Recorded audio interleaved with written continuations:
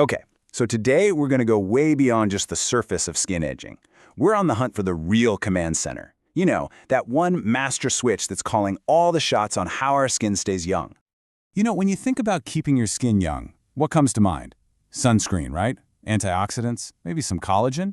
But what if I told you that deep down there's this molecular guardian working behind the scenes? A single protein that's the true gatekeeper of skin renewal. Well, here it is. Meet the unsung hero of our story, a protein called P63. Now, I know, it's not exactly a household name, yet, but the science is showing that this thing is absolutely fundamental to how our skin keeps itself going. So what is P63 really, and why is it so darn important? Let's dive right into its role as the skin's master switch. Okay, the best way to think about P63 is like a foreman on a construction site. Its whole job is to be there yelling out orders to the skin stem cells, telling them, hey, stay active, keep dividing, keep this whole renewal project running smoothly. If that foreman disappears, well, all the work just stops, dead in its tracks. And what's so cool here is how we can break down that foreman's job. When your skin is healthy and young, you've got high levels of P63, and that means you get this beautiful nonstop cycle. You've got constant cell division, you've got ongoing repair for all the daily damage, and this seamless replacement of old skin layers with fresh new ones. It's just a dynamic, perfectly oiled machine. But, like any machine, things can start to go wrong. So, what happens when this master switch starts to fail? And boom, this chart right here shows you the core problem, plain and simple. Scientists have seen that as our skin ages, and especially in skin that's seen a lot of sun, the levels of this critical P63 protein just plummet. Look at that difference. We're not talking about a small dip here. This is a major, major decline. So what does that decline actually look like? Well, here you go. On the left, you've got healthy skin. It's structured, it's vibrant. But on the right, that's aged skin. The foundation is literally crumbling. The second P63 levels drop, it's like the foreman just walked off the job site, and the whole renewal system grinds to a screeching halt.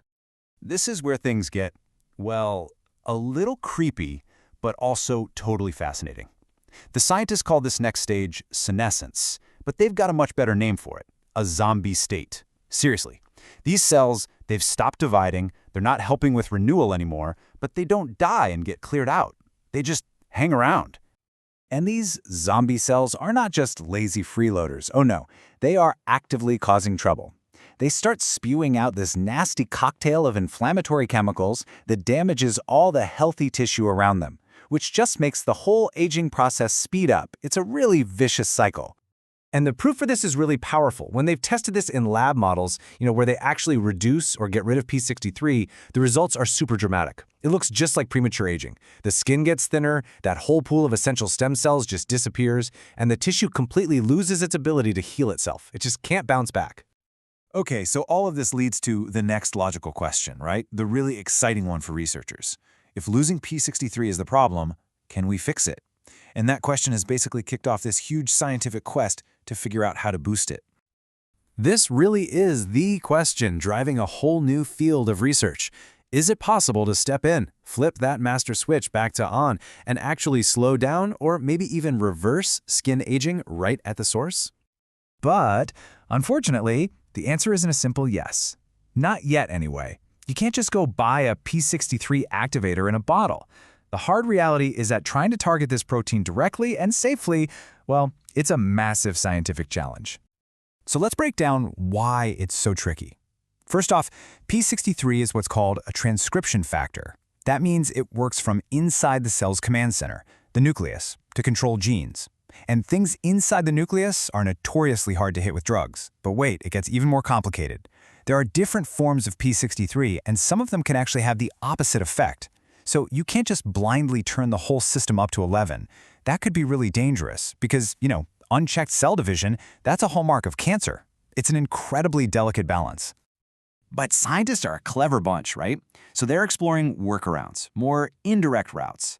Right now, the research is really focused on 3 promising directions. Number 1, protect the P63 we've already got from getting damaged. Number 2, support the renewal jobs that P63 is supposed to be ordering. And number 3, explore brand new drugs that could maybe stabilize the whole network in a much more targeted, subtle way.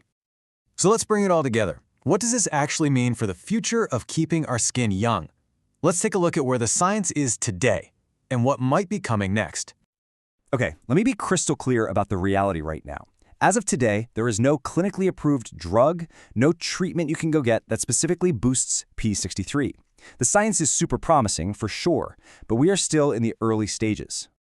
So what can you actually do right now? Well, your best bet is to play defense. Protect the P63 you've got, and that means leaning into the stuff we already know works. Limiting sun damage, hello sunscreen, controlling chronic inflammation, and using treatments we know are effective, like retinoids, which actually support the very renewal pathways that P63 is supposed to be in charge of. But here's the thing. Even without a magic pill today, just understanding this is revolutionary.